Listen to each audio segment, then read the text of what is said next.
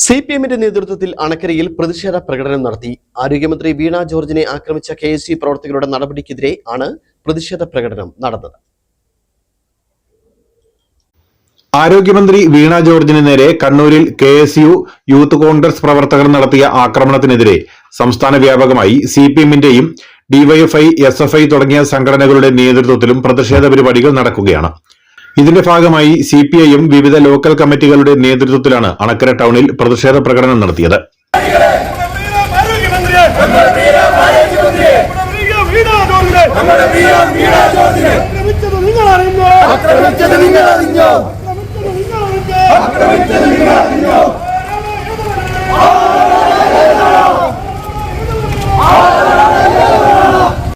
Area committee office പടിക്കൽ നിന്നും ആരംഭിച്ച പ്രകടനം 7-ാം മൈൽ വഴി ടൗൺ ചുറ്റി തിരികെ എത്തി സമാപിച്ചു. പുറ്റടി, നെറ്റിത്തൊഴു, വണ്ടൻമേട് മേഖലകളിലും നടന്ന പ്രതിഷേധ പ്രകടനങ്ങളിൽ നിരവധി പ്രവർത്തകരും നേതാക്കളും പങ്കെടുത്തു. News bureau, Anakkara.